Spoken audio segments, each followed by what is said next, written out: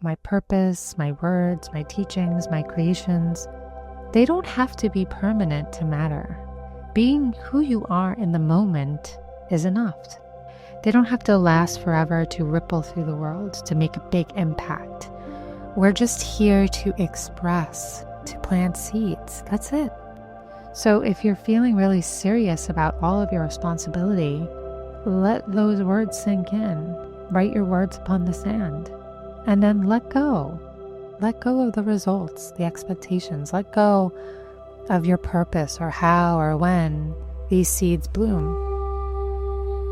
Welcome to Divinely Human, a podcast for starseeds, lightworkers, and those seeking to remember the truth of who they are.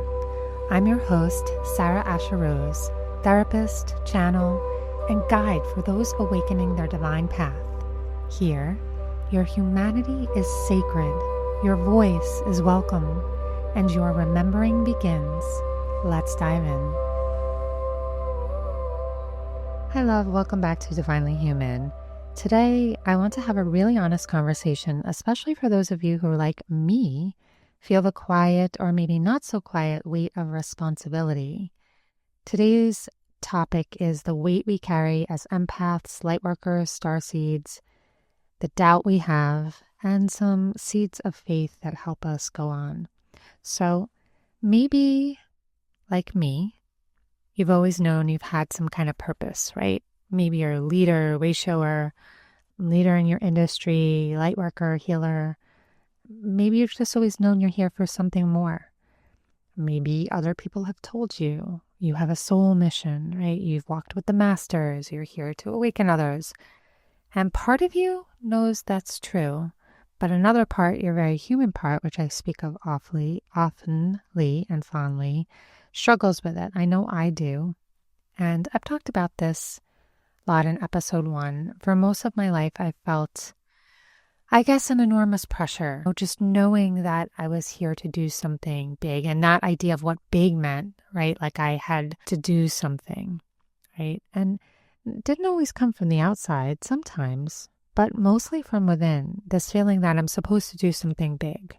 I'm here to help people remember who they are. I have these gifts, this connection to spirit, and why can't I use them? Or why am I not being seen? Or why do I doubt myself? How can I have this big purpose but then feel so small at the same time? And how can I have this great mission but also carry this deep, quiet resistance of it at the same time? And as I get personal with you and I share, my journey in channeling, when I first started channeling, I never wanted to be put on a pedestal. People would come to me and some people would have their arms crossed and look at me like I was crazy, and still do. And other people look up to me, as if I'm a guru and I have all the answers.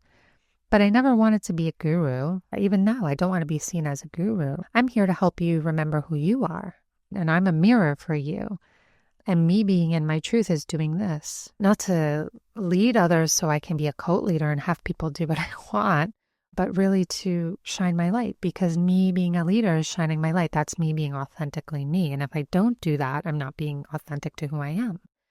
But with that comes sort of the idea of people looking to me for answers, because there are many people who resist finding the answers for themselves, right? They want a quick fix.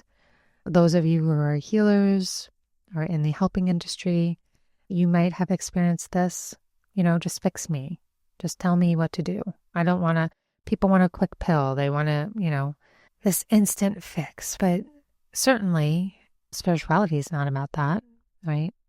We can't bypass the shadow to get to the light, right? The shadow is part of the light. They're one. So in sort of playing that role as healer or teacher, there are often times where the idea of people looking to me for all of the answers really terrified me. Because the truth is, I don't want to be worshipped. I want people, like I said, to find the answers in themselves. I want to walk beside people, right? Not stand or above them. And really, that's the new way, isn't it? That, we are one. And yet, at times, that responsibility, like I said, feels heavy and doubt comes in.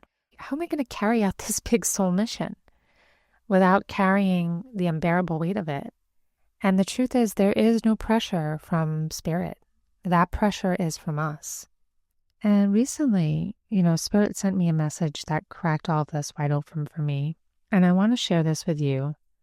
Today's message is really about that. If you're feeling this sort of pressure that you have to fulfill this big mission on earth. What I saw recently in meditation was Atlas, this powerful ancient image of Atlas holding the entire earth on his shoulders. And I heard, you carry the weight of the world. And in that moment, it really hit me that that's how so many of us feel, isn't it? Especially as empaths, healers, light workers, people are here to make a big difference in people's lives. Sometimes we feel like we carry the collective pain of the earth and we have this responsibility to help, heal, and lead. I remember being in my early 20s and just feeling the sadness of the world. But if you're in that place, you really, that heavy, exhausting place, you can't make lasting change. Because honestly, the weight of the world is not all of ours to carry. We might have a big soul mission, but we're not here to fix people, nor is it our responsibility to do that. Our responsibility is just to be the light. So, no matter who you are, if you're an executive that's running a large organization, if you're a healer that feels that you need to heal the world, all of us who are in that leadership position, we feel responsibility, but it's enough for you to just be in your purpose and shine your light. That's enough. Also in this vision, I had this moment of connecting to Jesus, who I often connect with, and remembering that time when I was told I walked with Krishna, right? Christ. And not something I often speak about for fear of people's judgment, but just knowing that I've walked with masters, right? So why am I still doubting? For those of you who come in with this power and then feel the sort of responsibility, but then in the same breath, the human part comes in and says, am I good enough? Why do I still feel unworthy, unsure, or resistant to being seen when I know that I've walked with the masters? And I suppose it's about, not wanting to be perceived as, oh, who does she think she is? So for those of us who have this big purpose, we often feel the judgment. Oh, when she really shines her light, when she really gets big, or when she's really shining, who does she think she is? So as I started to kind of tune into this, I also saw a vision of a Japanese sand garden, and perfectly raked and simple and peaceful. And I heard the words, write your words upon the sand. And I realized that, my purpose, my words, my teachings, my creations, they don't have to be permanent to matter. Being who you are in the moment is enough. They don't have to last forever to ripple through the world, to make a big impact. We're just here to express, to plant seeds. That's it. So if you're feeling really serious about all of your responsibility, let those words sink in. Write your words upon the sand. And then let go. Let go of the results, the expectations. Let go of your purpose or how or when these seeds bloom. And in this vision, I also saw myself as a king and a queen. And I felt it was Spirit's way of reminding me that we carry both the masculine and the feminine within us. The leadership, heart-centered wisdom, and the sovereign power, the softness to lead with love. We're not one or the other, we're both. And then at the end, I saw small seeds resting in the palm of my hand and heard, the mustard seed. It's that teaching, if you have faith as small as a mustard seed, nothing will be impossible for you. And maybe that's what this whole message was about, that it's not about being perfect. It's not about carrying the whole world like Atlas on your shoulders. It's not about living up to some impossible spiritual standard. It's really about trusting, that even your smallest step, your smallest offering, that like this podcast episode, it's enough. Our tiniest seeds of faith are enough. You don't even have to be doing everything all at once to make a big difference. Just you shining your light is enough. So if this stirred something in you, take a deep breath and maybe sit with these questions for the week. Okay? Where in your life are you carrying more than you're meant to? Whether it's in your purpose or your career or your role in your family, where in your life are you carrying more than you're meant to? And how can you begin to release the burden and let Spirit help you hold it? What small seeds are you planting right now, even if you can't see them growing yet? You might be in a process of expansion, but not seeing the results. So what small seeds are you planting, even if you can't see them growing yet?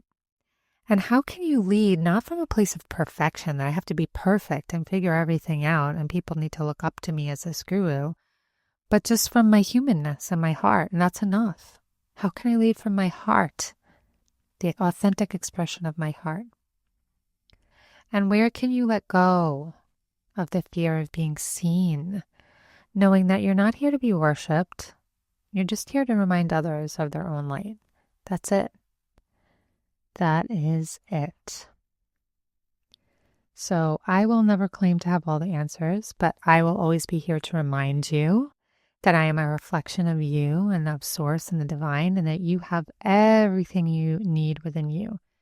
Your humanness, those doubts, those fears, they're not in the way of your purpose. They are part of it. And your doubt doesn't disqualify you. It humbles you.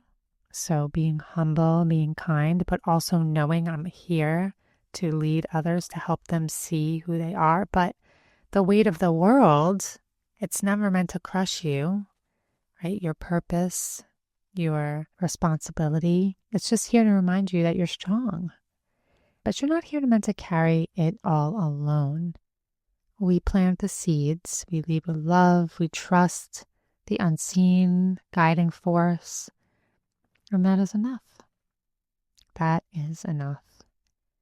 So thank you so much for being here with me today. If this episode spoke to your heart, share it with a friend, send me a message. I love hearing your reflections. And next time on Divinely Human, we'll talk about the art of patience, how to trust the timing, divine timing of your life, even when it feels like nothing's happening. I'll share a soul reminder that what's being prepared for you, the love, the opportunity, the breakthrough, is so much greater than if you rushed it. So sometimes the banquet really is worth the wait, and I can't wait to share that with you. Until next time, remember, you're not just human, you are divinely human. Thank you for listening to Divinely Human. If this episode resonated with your soul, please subscribe, leave a review, or share it with someone who's on this path of awakening.